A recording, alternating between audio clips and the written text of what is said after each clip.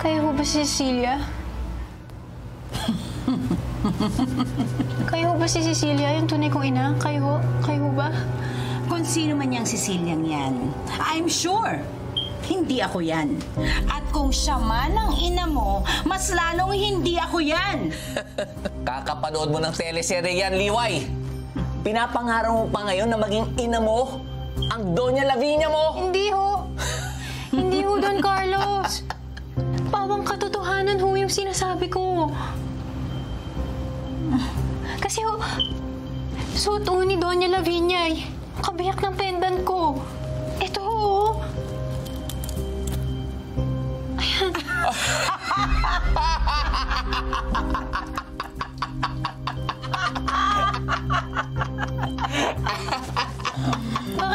Bakit ho kayo tumatawa?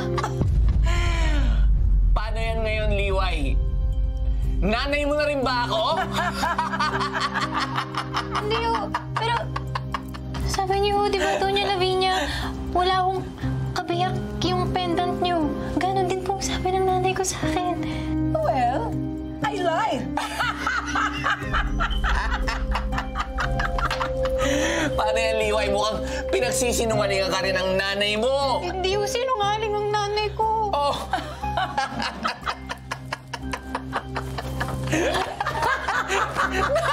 Nakakatawa siya.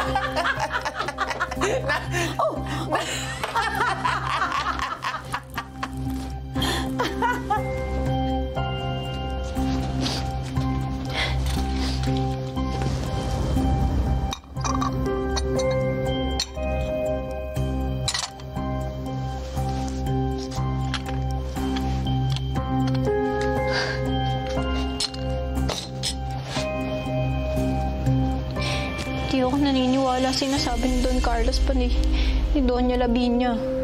Sigurado ako tinatago nila yung katotohanan tungkol sa pendant na to. Hindi ko alam kung paano, pero kailangan ko makausap si nanay.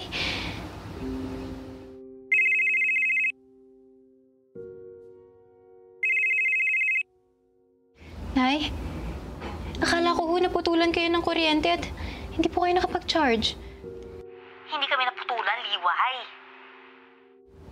Oh? Nagsinungaling ho kayo sa akin, Nay. Ay, yung tungkol po dun sa pendant, Nay. Totoo po yun, di ba po? Naku, hindi rin yung totoo. Nagsinungaling ako. Gusto ko na ipagripan ng tatay mo. Kakapanood lang kasi namin dito ng teleserye.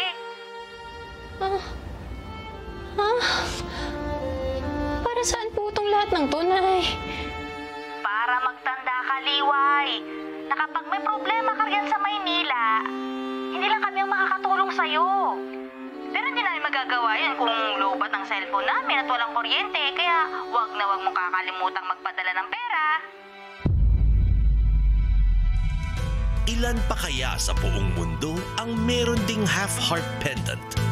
Kayo, meron din ba kayo? Abangan yan sa susunod na kabanata ng Kulang sa Pansin.